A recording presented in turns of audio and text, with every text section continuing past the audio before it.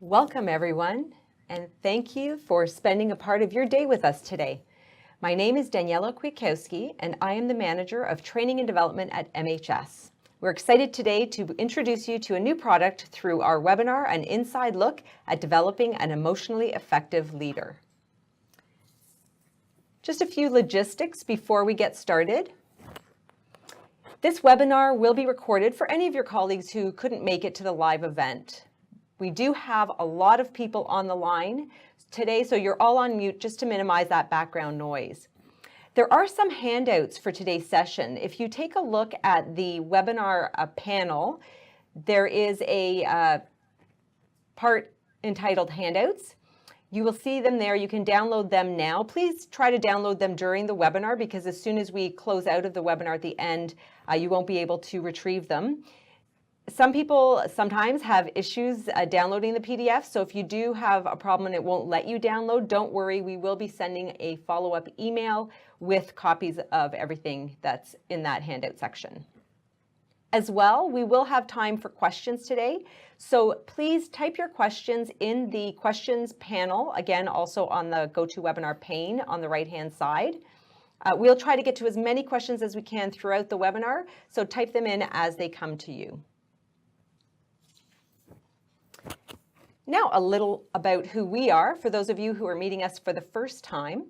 Multi-Health Systems is a global publisher of scientifically validated assessments, and we work in the clinical, education, public safety, and talent assessment markets. We are located in Toronto, Canada, and we've been in business for over 30 years.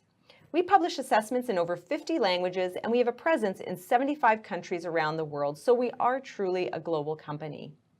The reason we highlight all of the markets that we work in is that we use the same scientific rigor when developing our talent assessments as we do when we're developing an assessment in the clinical world, where the stakes are higher.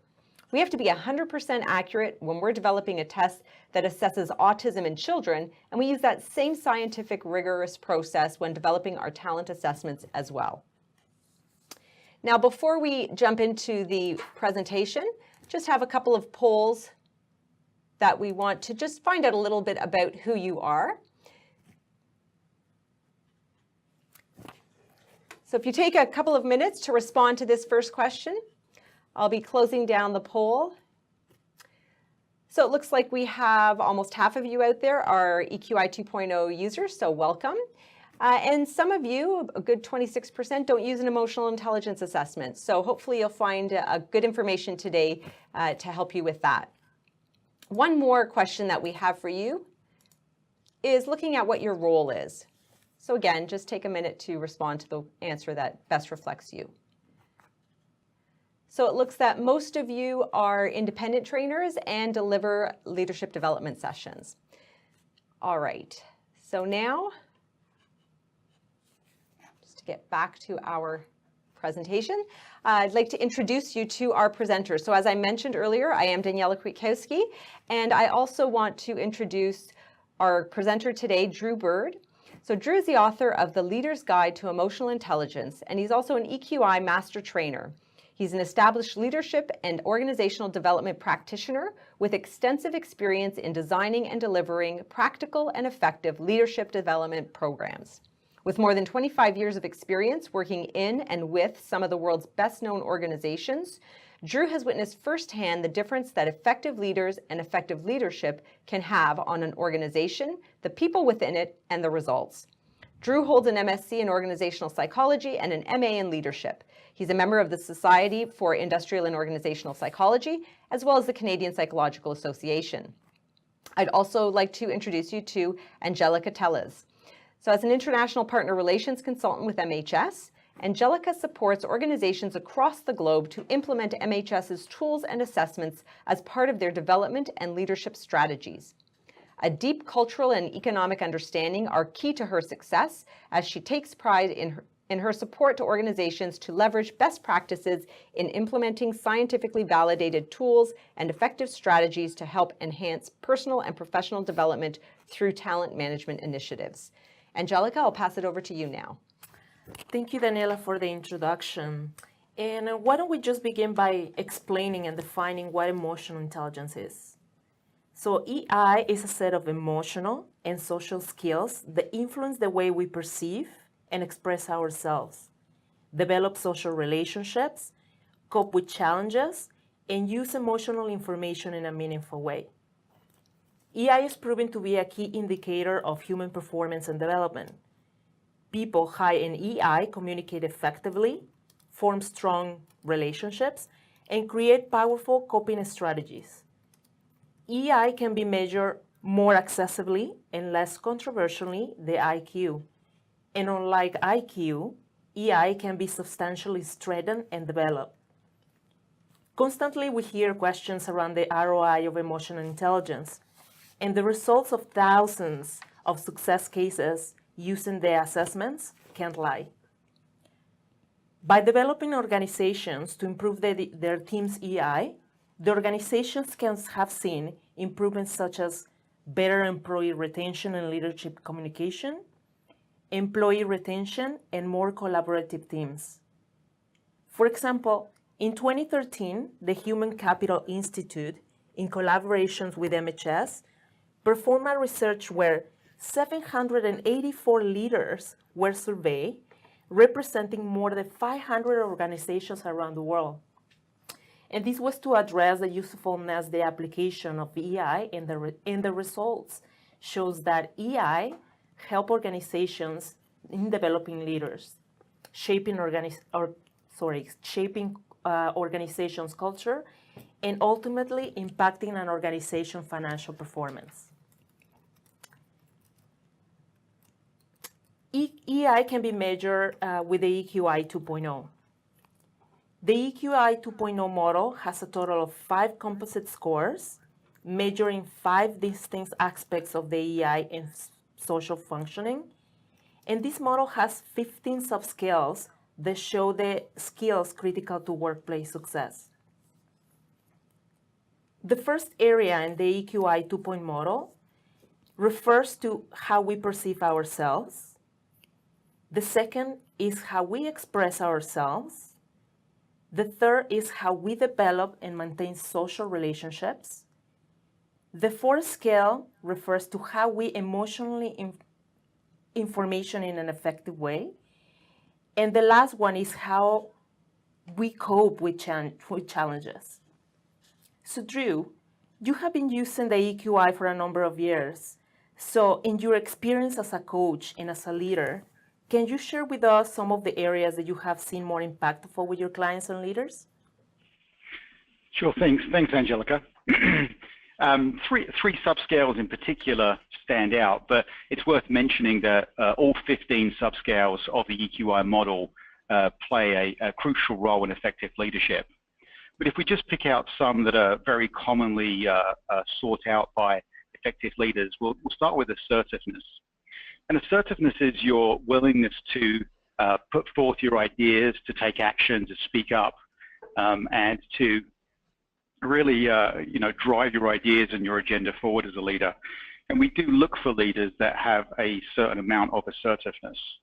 Of course, we do need to be careful that we don't demonstrate too much assertiveness, but generally speaking, it's one of the key leadership skills that we look for.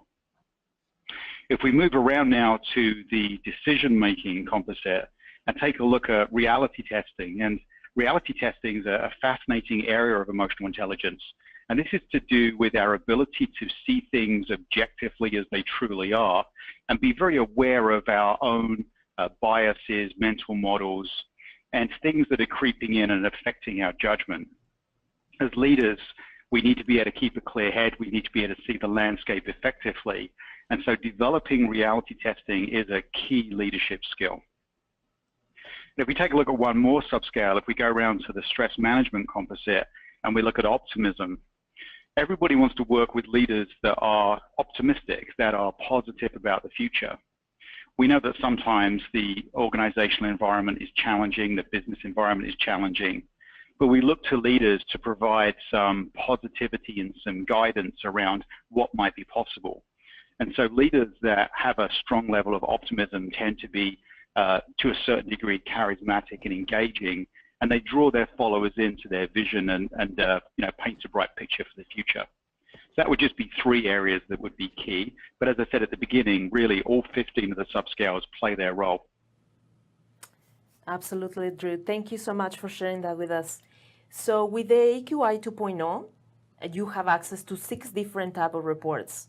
You have the workplace report, you have the leadership report, you have the 360 workplace report, you have the 360 leadership report, you have the group report, and you have the higher education report.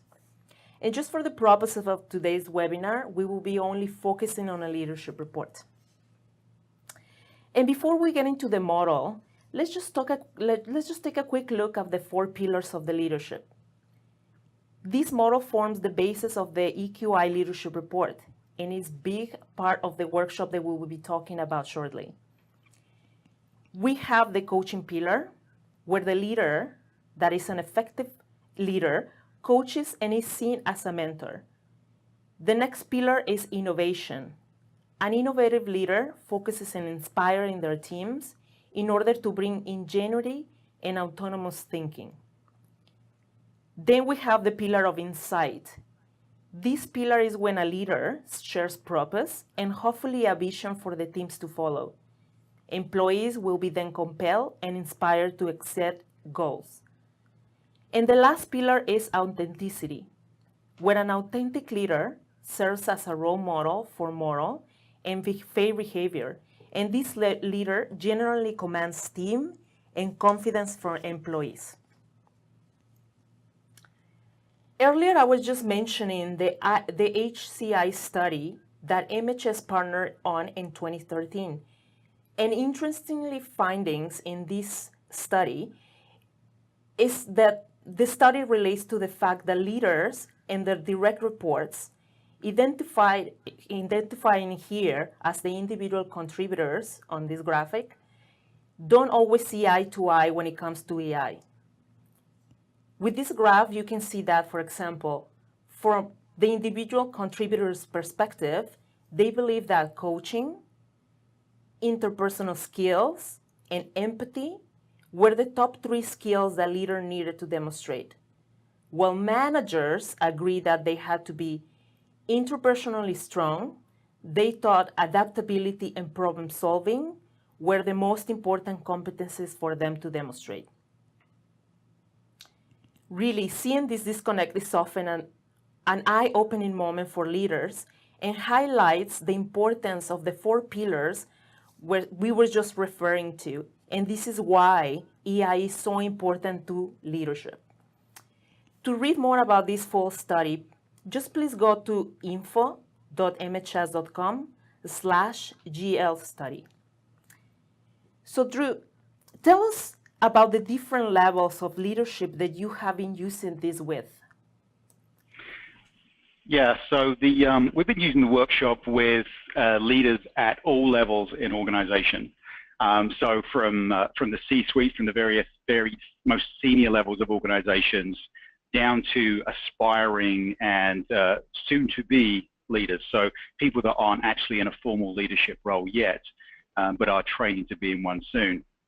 And what we've found is that although the conversation differs between the different stratas of leadership, the power of the tool of the EQI still is the same. It doesn't matter whether you're an entering leader or a more senior leader. And Drew, it's Daniela. This question just came in from someone that's listening. So you talk about running it with different leaders and different levels of leadership, but have you run the course with different levels within the same classroom, within the same session? And if so, how did that work out? Yeah, and it's a great question. We have absolutely done it with mixed leadership groups, and so you know, leaders from various levels within an organization, as well as, of course, leaders from the same level within an organization, as well as intact leadership teams as well. And what we find is that you get something different each time. So, for example, when you're working with an intact leadership team, what you find is that you're establishing a common language and a common understanding of the pivotal role that emotional intelligence plays in effective leadership. You can also have conversations with that group about what areas of the what areas of emotional intelligence the team is sort of really doing well at, what they're capitalizing on. If you get a mixed group of leaders, so leaders at various levels of the organization, you get this sort of interesting interplay between how more senior and the mid-level and the more junior levels of leadership see the role of emotional intelligence, and also see how emotional intelligence is being displayed effectively in the organization. Now, you do also lose something by having a mixed group, because some lower level leaders, if you excuse my terminology, but some lower level leaders are not as comfortable revealing their thoughts and ideas. We don't ask them to reveal their results, but not so comfortable revealing their thoughts and ideas in the presence of perhaps, you know, the CEO or the COO in the same room. But it is a very interesting conversation that you get when you get a mix of people in the room like that. Yeah, that makes sense. Thanks. Drew, I have another question for you. How did this workshop come to be? So, you know, going back a number of years now, working with larger organizations, and them seeing the real opportunity that bringing the EQI and bringing the language of emotional intelligence into the organization would bring. And many of those people are looking to give, many of those organizations were looking to give their managers and their leaders an emotional intelligence assessment and provide a way to help them understand the EQ construct. As the EQI is a level B psychometric, you're required to provide a debrief. You're required to explain the results to people. And of course, in a larger organization, doing this one-on-one, it's very difficult to scale. And so following the appropriate methodologies, we began to develop a one-day workshop that could be used in various settings with various groups, where we provided an overview of emotional intelligence and its role in leadership, and then of the EQI model, and then providing people with their own assessment reports and giving them a chance to dig into some of the information around that. And so that was the sort of genesis, and then over a number of years we've tweaked it, inserted things, taken things out, added time here, and so it sort of evolved over those years. Nice, Drew. I can see that that was an interesting process. And before we just jump fully into the meat of this webinar, why don't you just tell us a little bit about your experience and what got you working in the EI field? Yeah, absolutely. I've been in various leadership roles over the course of my career. When I first started, I was given a leadership role with no training, no awareness, which is a very common thing. A lot of people get into their first leadership role without any training or support. I wasn't very good in those first months, and in that period of time, I became intensely curious about what is good leadership. My approach initially was to make friends with the people that I led and be as friendly as possible. And of course, that's great for a short period of time, but eventually it will trip you up. So I became really fascinated and interested in what is effective leadership, what contributes to it. And I began to see that many of the ways that we address leadership challenges is to provide leaders with what I've come to term as technical skills of leadership. So we'll teach conflict management, conflict resolution, communication skills, project management, change management, that kind of thing. But I also began to realize that it wasn't a lack of understanding of these approaches and tools that was tripping many leaders up. It was the underlying emotional courage, emotional resilience. It was the emotional intelligence that was missing in becoming more effective with these, as I call them, technical skills. And so that just led me to become very fascinated in how do we understand and develop emotional intelligence? How do we help others understand and develop emotional intelligence? Because of course, you know, the passion for that and the drive for that has to come from within them. It's not something you can tell people to do. They have to have an interest, and that fits with my philosophy around healthy leadership and creating healthy workplaces. And then, Drew, why did you decide to include an assessment? So it is possible, obviously, to teach emotional intelligence or teach emotional intelligence principles to groups of people or to individuals without using an assessment. But when we do that, what we find is that people lack the sort of fundamental baseline of where they're at. Now, the EQI is a self-assessment, it's a self-assessment of emotional intelligence. And so it's a useful tool for helping people understand how do they see themselves from an emotional intelligence perspective.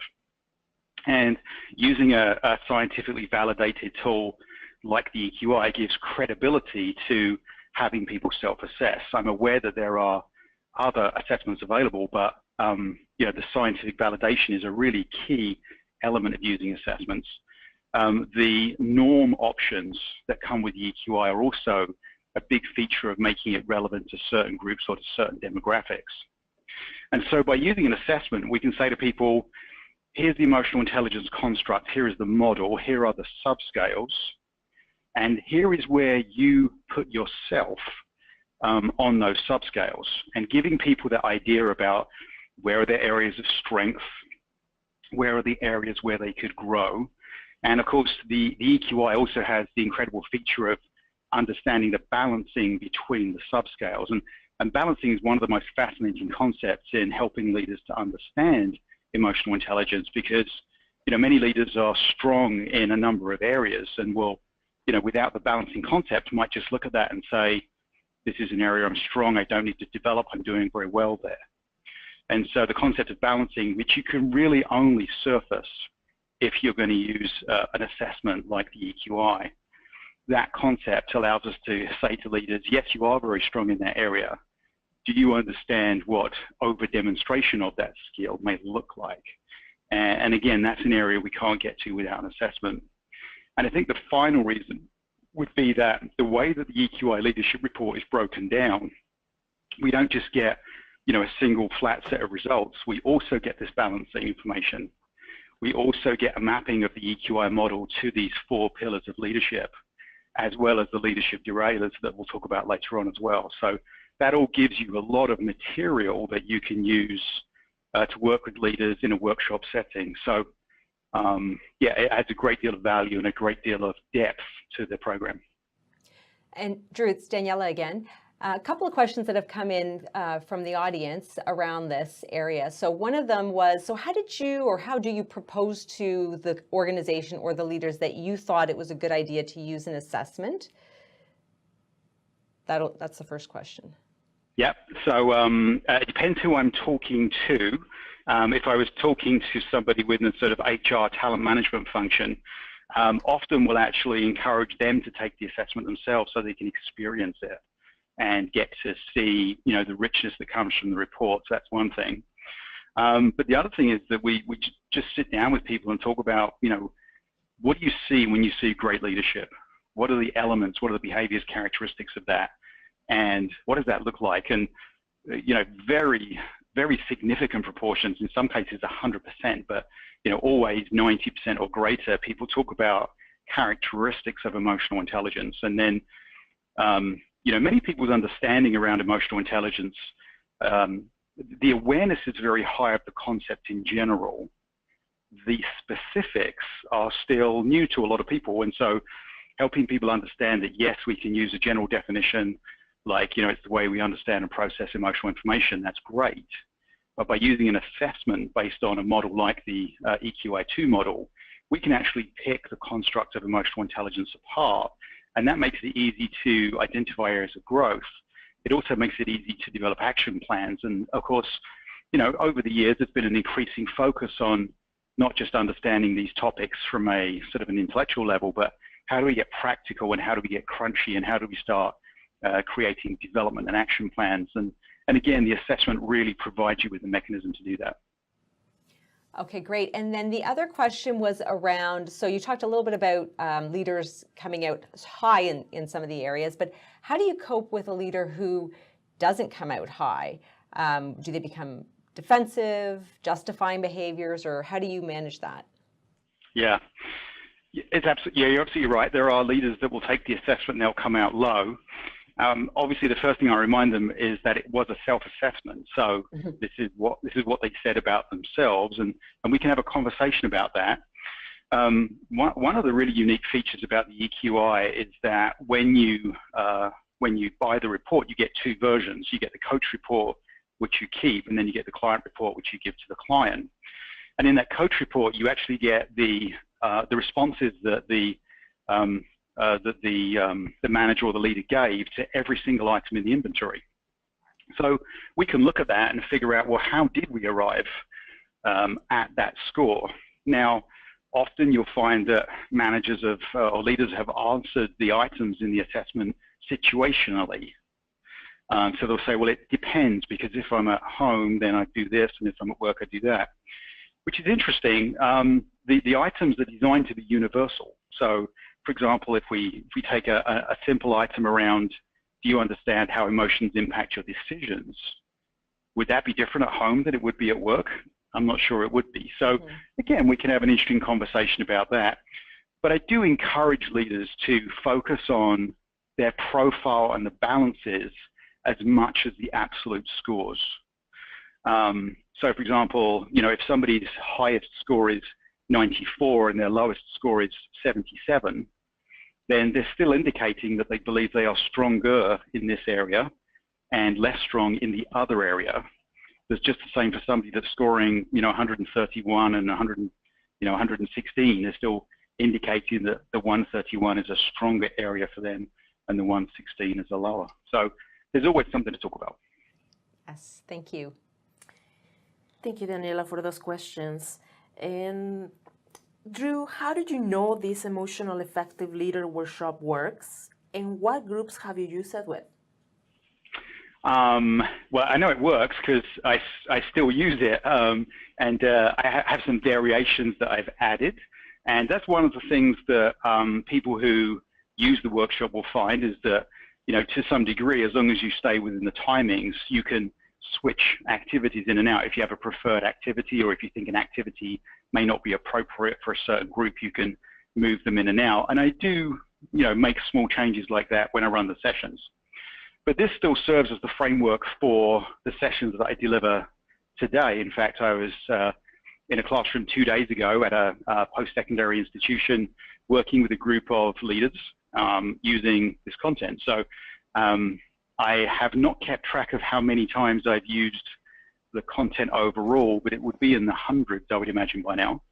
And so, I'm constantly looking for ways to improve it and to tweak it, but also keeping in mind that we want to create a workshop that's easy to use, that people can understand, relatively easily. So staying away from complex facilitation techniques, staying away from what I call trap doors.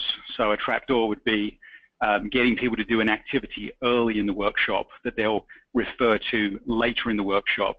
And of course, if you were to skip or not do the activity, that can create some problems. And so what we've done is created a workshop that's, easy to facilitate for somebody with, experience of facilitation, something that makes sense in its flow, and something that builds as we go through the day.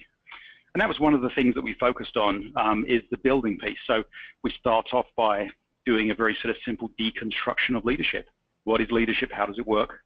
Then we move on to how does emotional intelligence fit, and so on, to create a natural flow. Thank you, Drew. And knowing the EQI has different report options, this workshop is based around the leaderships. So what about the leadership report made you choose it? There's a few features. So the primary one would be that the leadership report adds a number of useful features for workshops. So for example, it breaks down these 4 areas of leadership potential that you talked earlier on. And by breaking down the EQI model into these 4 areas of leadership potential, we can frame up activities and questions around those 4 areas of leadership potential. And again, there's many things that you can do with this breakdown. So the way that we've approached it standardly is, which of these 4 areas are you most interested in, and how do you think you're doing in that area if you take a look at the subscales associated. But again, you could look at that and say, and get groups to work around how does it fit within their organization, or how does it correlate to the goals or the strategies the organization is implementing. And without that feature, which is in the leadership report specifically, it would be tough to do that. The other thing is that the leadership report uses language which is oriented towards leaders. And so it talks about leadership and followership. It talks about the impact of each one of the 15 subscales on effective leadership and what it could mean, and the strategies that it proposes in the report are also centered on the concept of leading others, and so that language becomes really important as well. That's wonderful, Drew. So can you walk us through the day? Like, what does that day looks like? And can you show us a little bit inside of the workshop? Sure. So it's designed to be an 8-hour workshop, and we've timed the agenda out as if it was running from 9 to 5. But essentially, it's an 8-hour workshop with a 45-minute lunch break. We didn't build specific break times into the morning or the afternoon to provide flexibility to the instructor. We just suggest when we get to a piece of content, this is the amount of time allocated, and it should include a break. And that way you can take a break at the beginning of the content or the end of the content, depending on how the flow is going. We created a program that it operates at a good pace. It operates at a sort of a trot, a canter even. We want to make sure that people are engaged. We all know that bringing people into a room is challenging. Keeping them engaged is even more challenging. So we wanted to make sure that the content flowed at a good pace. So we do some welcome and some context setting. We talk about what the day is about, what's going to happen. We look at the leadership effectiveness framework. We're trying to help leaders understand how you break down leadership into relatively simple components so that we can look at how we can understand and develop it. So we spend some time on that. We look at the role of emotional intelligence in leadership and the importance in that connection before moving on to what is emotional intelligence, and then that preps people for receiving their EQI reports. We built in a reading and reflection break, so people get a chance to take their report. We stress very strongly that people are not required to show the results to others in the room. We don't do show and tell. We don't encourage people to compare their results with other people. And in fact, we make fairly strong statements about respecting confidentiality, making sure that people truly understand that these results belong to them. And that's actually another very important consideration of setting things up correctly.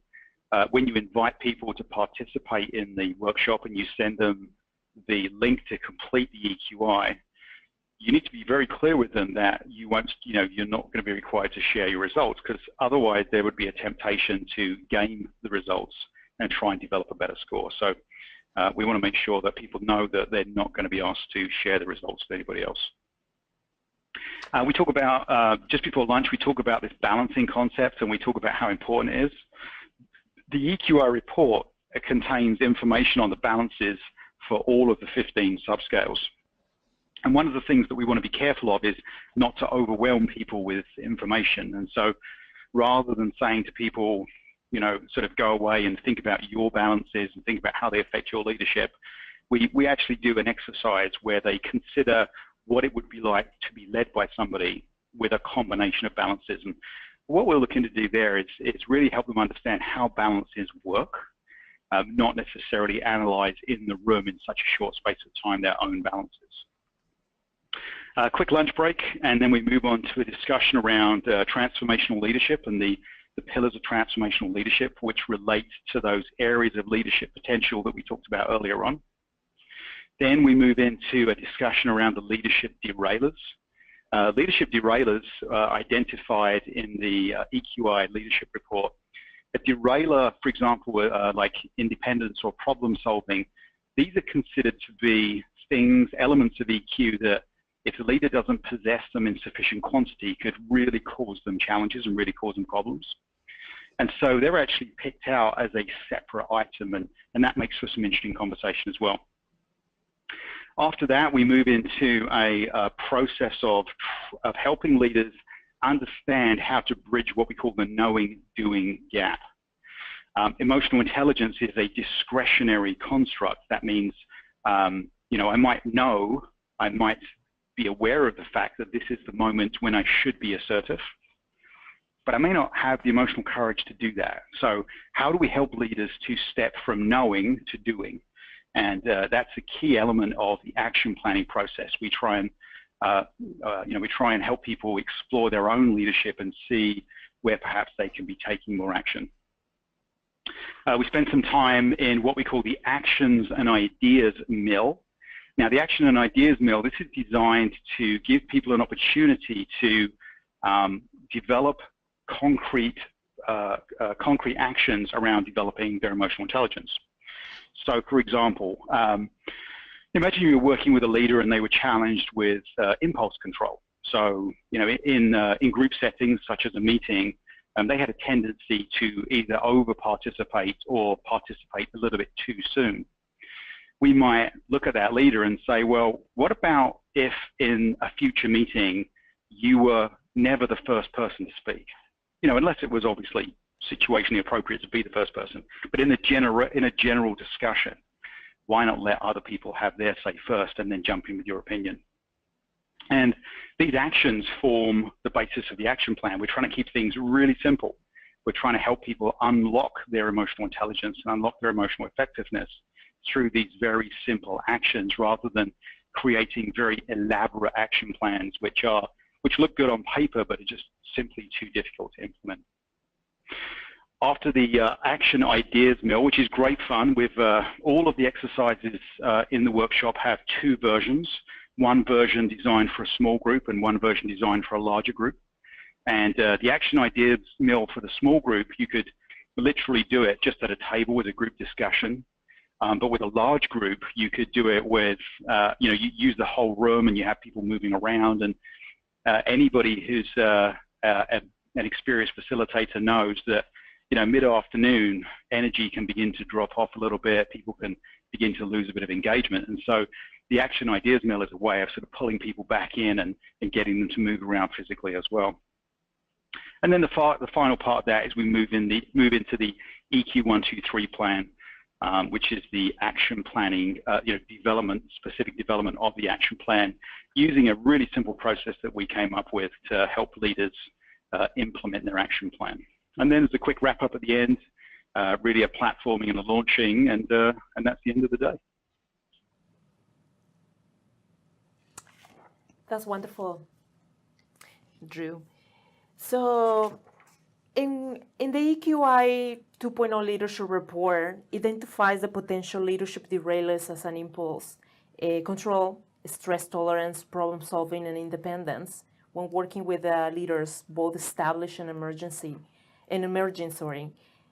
How did you provide feedback when they are, with those derailer scores show that as at risk? Yeah, and I mean, you know, again, because of the nature of the tool and the effectiveness of it, what we often find is that people are quite aware of, you know, the different derailers that they have. You know, you hear people say quite often when they get the results, you know, I'm not surprised. And what they're essentially saying is that they already kind of know that they may be challenged in that area, but they've never been able to sort of put it into words or put it into a specific construct that helps them go to work on it. You know, people often ask me, what's this one single thing, the best thing I can do to develop my emotional intelligence? And I always say to them, learn the language. So get a copy of the model, learn the subscales, understand what they do, because once we get a language, then we can go to work on it. So problem solving, what does it mean? Oh, okay, that makes sense. And then after that, you can develop strategies around it. So most often, if somebody has scores that show that they have a high risk of derailment, they are probably likely aware of some of those things already. But then we can ask about situations that they're in, or situations they get into where that derailer shows up. And in fact, one of the exercises that we do within the workshop is actually asking people, so, you know, how often does this derailer show up in your environment? what does it look like when it does? And what ideas do you have for managing it in the moment? So if you feel yourself slipping down the high derailment road, what are some of the specific things that you can do to actually stop yourself in the moment and sort of reset and grow your EQ that way? But it definitely does come up. Thank you, Drew. And what do people walk away at the end of the session? So people walk away with a number of things. I mean, obviously, we want them to walk away with a renewed understanding or a new understanding of emotional intelligence as it relates to leadership. So that's the first critical thing. We also want them to understand the role of emotional intelligence. Where does it fit? You know, as I mentioned earlier on, it fits below this concept of technical skills, which is quite often where individuals and organizations invest most of their time, is in the development of this technical skills. So really reinforcing the absolute importance of developing EQ. They also walk away, obviously, with their own EQI leadership report. So they have a reference. The EQI leadership report it's a very rich report. You know, it's 20+ pages. It has tons of information in there. There's one page in the report for each of the EQI subscales. And that means that the leader, the manager, not only gets a breakdown and understanding of the construct, but they also get to understand how that subscale is important in the work environment. They also get to understand strategies that they can use to develop or become more effective in it. So obviously they walk away with the report. They walk away with an understanding of how concepts around transformational leadership fit within the emotional intelligence model. They also get to explore their derailers, but the biggest thing they walk away with is a concrete action plan. And so using this EQ 1, 2, 3 method that we've developed, it's very, very simple. We ask people to pick one area of emotional intelligence, so one subscale. We ask them for 2 weeks to try and do 3 things in relationship to that subscale. So again, you might choose to work on impulse control or assertiveness. And we would say for 2 weeks, we just want you to try and do 3 things. And so again, we're looking for really simple stuff. And you know, there's suggestions in the report. There is suggestions that come out of the actions and ideas mill as well, to help people develop their action plan. And really, they walk away with everything they need to actually go away and start applying, becoming more effective. And that's one of the reasons that we called the course the emotionally effective leader, not the emotionally intelligent leader, because we want to get people to this application piece. That's great. Thank you so much for sharing that information. And can you give us a quick example of the exercises in this workshop? Sure, absolutely. Very early on in the day, when I established the relevance of emotional intelligence as a construct and as it relates to leadership. And so we will ask them as an exercise in the course around, you know, think about the most inspiring leader, the best leader that you've ever worked for.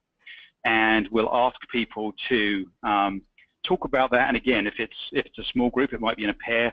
If it's a large group, you might put people in table groups, and there's instructions for that in the workshop. And they create a list of characteristics, the things that we commonly look for in leaders. And what we find is that the list is very similar every time we do it. And it really points to the consistency of what we judge to be effective leadership. So we look for characteristics around collaboration. We look for characteristics around honesty. We look for characteristics around being willing to make tough decisions and tough calls, you know, and all of these keep coming up. And what we're able to do then is relate those things back to the emotional intelligence construct. So you can imagine, and I think we have a list actually of some of the things that often come up, but, you know, if you look at push me to do my best, and we can say, well, you know, when somebody pushes you to do your best, what kind of emotional intelligence skills are they displaying? Now, of course, at this point in the course, the group hasn't yet been introduced to the model. But this is an opportunity that the facilitator can take to say, well, you know, you'd want to be strong in empathy, because empathy is around understanding people's perspective and where they're at and what they're going through and what their lived experience is. But we'd also want to have a degree of self-actualization so that people are used to goal setting and goal attainment.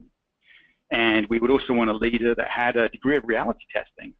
so that they didn't push too hard or push too far. And by making these links into the emotional intelligence model, it creates relevance very, very early on, because you can stand there and say, you as a group have just told the room that these are the things that are key to effective leadership.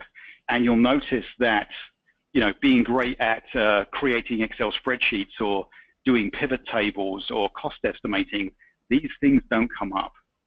They do occasionally, you'll get one or two, but by and large, these are the kind of things that come up in the room, and it's easy to connect it back. And what we sometimes do is we'll actually say to the group, now that you've thought about the best leader that you've ever worked for, let me ask you a question.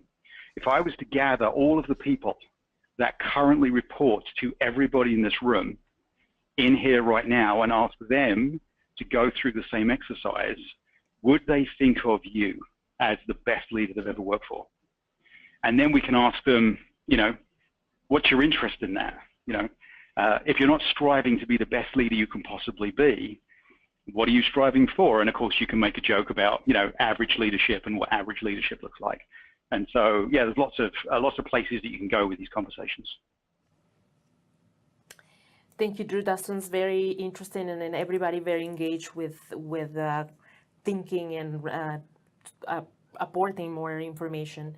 So that gives us a great understanding of the content of the workshop. So thank you so much, Drew, again. And now let's talk a little bit about what you get when you purchase this product. So the Emotional Intelligence Leaders Effective Leadership Workshop Kit comes with a downloadable facilitator guide, a PowerPoint slide deck, and a sample participant workbook for $500. You purchase this once and can download it from the portal when you purchase your EQI 2.0 reports. For each person you train using this program, you will also purchase a participant workbook for $20, which is also downloadable from the portal.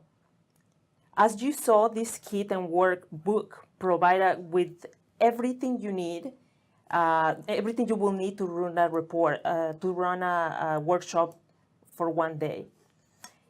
Drew, what advice would you give someone before they get started, and what's some of the tips that you have for your audience? So for those of you on the call, on the webinar that are facilitators already, you'll know that whenever you hold a new course in your hand, there's always this thought about how is this going to actually translate into the day that I'm going to have with the group in the room. So there's a few things that I would sort of recommend to be more comfortable with that. Obviously, read through the content. If you can get a chance to rehearse before you take it into a room, that's great. Sometimes you get that opportunity, sometimes you don't. The pace of the course, as I mentioned, it is quick. So as much as possible, think about how you're going to stay within the timings. There are some flex points. We've included a few activities that are optional based on time. Rather than actually excluding the activity, what we've said is, for example, here's the questions you would ask the group. You know, if you have time, ask all 3 questions, and if you don't, just ask one of them. And this allows you to tweak and tune the timing. And of course, those are later in the day because that's when you get an idea about whether you're going to be close to time or not. So take a look through and think about, you know, what exercises are most important to focus on. How might I structure the time around that? We have designed it so you can follow the timing exactly and keep it within, but that is a consideration. We've tried to keep the materials that you need very simple. So we've tried to make sure that, you know, we talk about cards that you can make. You just need index cards, flip charts. There are no special materials that you would need to deliver the workshop. Also think about using the EQI reports, and those of you that are certified will know that with each EQI report, you have to review the report for validity before you provide it to the client. And so that means that sometimes if you're going to put 45 people in a room, before the session, before the workshop, you've got to go through and look at 45 response start explained pages from EQI reports to figure out are there any validity concerns in here? And of course, you may want to follow up with the individuals before the session. So that's just a few things to think about. Build in the time before the session to do that review. Get comfortable with the timings, get comfortable with the way the exercises work. But we have been very deliberate about creating exercises and activities that are not elaborate, that are not, really difficult to understand. We try to do as much work around that as possible. That's a wonderful advice, Drew. And as this workshop leverages the EQI 2.0 leadership report, you must be certified in the EQI 2.0 in order to use the assessment. Certification is made up of a blended program that allows you to do some of the learning online and as well to get some hands-on experience practicing, interpreting, and debriefing feedback of the EQI 2.0 and the 360. And I want to highlight for those in the line that another benefit of getting certified on the EQI 2.0 is that you can get with the certification that offers ICF and SHRM continuing education credits. Drew is a master trainer in the EQI 2.0, so feel free to contact him directly to find out more about his certification workshop or go to the MHS website listed here so you can see the listing of other trainers that we have around the world. Finally, for those in the US and the Canada territory, within this map you can find the information for the MHS representative within your state that can support your request in your region. Or if you're in any other part of the world outside of North America, you can find my information that is included here as well, and I'll be really happy to help you and guide you with any questions or requests that you might have. Of course, don't hesitate to reach out directly to Drew should you have any additional questions about this program or if you're interested in getting certified directly by him. Okay. We have a few minutes for questions. A lot have been coming in, so unfortunately we won't get to all of them on the call, but we'll be sure to connect with you afterwards. So one of the questions is around pitching EQI or selling it to an organization or within your organization. And this, we can start with Drew. I don't know if you guys would have a different response, but what are the key messages that you focus on for leadership effectiveness when you're trying to pitch this? And do you use any standard marketing pieces that you can share?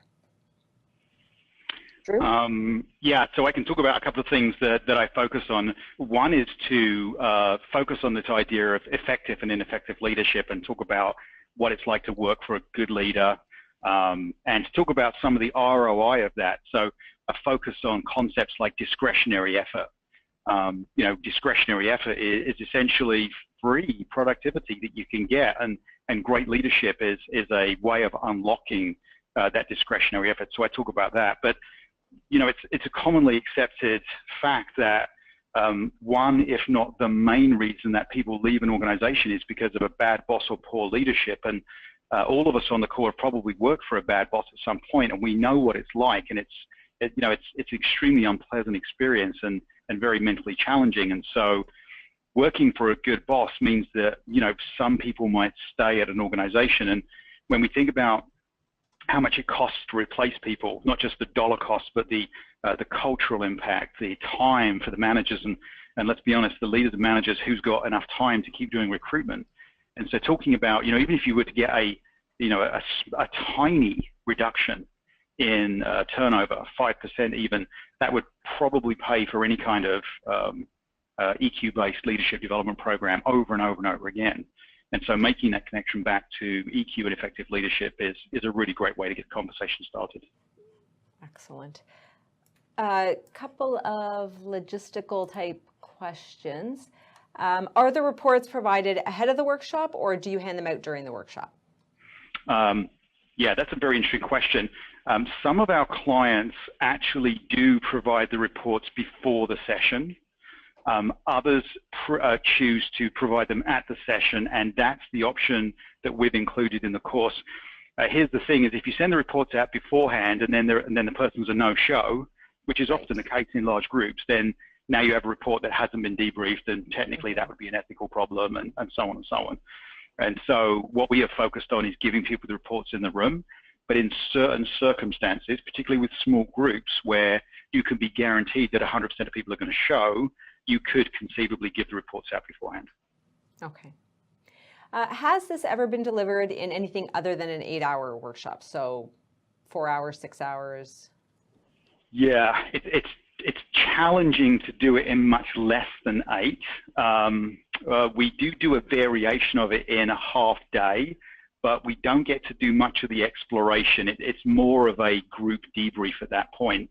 And in fact, you could actually just run the morning, and that would be sufficient. That would qualify as an EQI debrief. So you would meet the ethical requirements.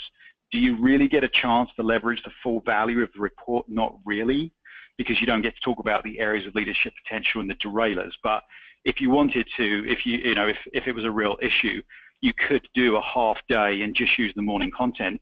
Or of course, we have on many occasions split the content. We'll do 2 morning sessions a week apart, where in one session you do half of it and another you do another.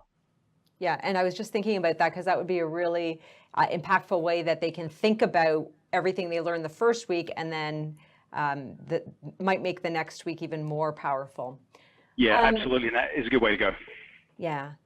Any issues with hyper-competitive leaders comparing scores? Yes, absolutely. And so again, what we do is we stress very strongly that we do not want to see people compare scores in the room. And the way we set it up is just to, only people that are very happy with their scores are likely to want to share. And if one person shares, it kind of sets up an expectation that somebody else is going to share back the other way. And so we just want to get away from that. And we say to people, what you do outside the room is completely up to you. You can, compete with each other, share each other's scores. But just for the sake of what we're doing today, rather than getting embroiled in a conversation around, who's got the highest scores. And of course, we also reinforce that it's a self-assessment. So it's really your own opinion of your EQ. And so that normally quells most of the desire to share. Right. And you talked about this a little bit earlier on, but how do you address leaders who are hyper-focused on the actual numbers or scores and how they compare to the norm group? How do you? Yeah. So, a couple of strategies, as I mentioned earlier on, is to sort of help people focus on the balance between the subscales and explain that. So, you will get some leaders and they're scoring, above 120s on 5 or 6 or 7 of the subscales. But they've always got subscales that are not in balance, that are more than 10 points different. And so talking about over-demonstration and about how important the balances are is a really easy way to get around that. And the other thing as well is to have people focus on impact and say, great, your assertiveness is 125. That's a really high score, congratulations. But are you getting the results you're looking for? Is that working for you? And so because, again, just because they're saying they're doing these things, that's scoring out 125, are they actually doing them and applying them? So that's another conversation you can have. Excellent. We don't have time for any more questions, but there is sort of a thread that's gone through a lot of the questions about other languages, so I can just address that. Right now we are launching this in English, but we are definitely open to potentially translating it into other languages in the future. All right. So it looks like we are out of time. I want to thank everyone for taking time out of what must be a very busy day to spend the afternoon or evening or morning with us, depending on where you live. I hope you found today's webinar to be informative. I'd also like to thank our guest speaker, Drew Bird, for joining us today, as well as Angelica Tellez. So on behalf of everyone here at MHS, have a great rest of your day. Thank you. Thanks, everyone.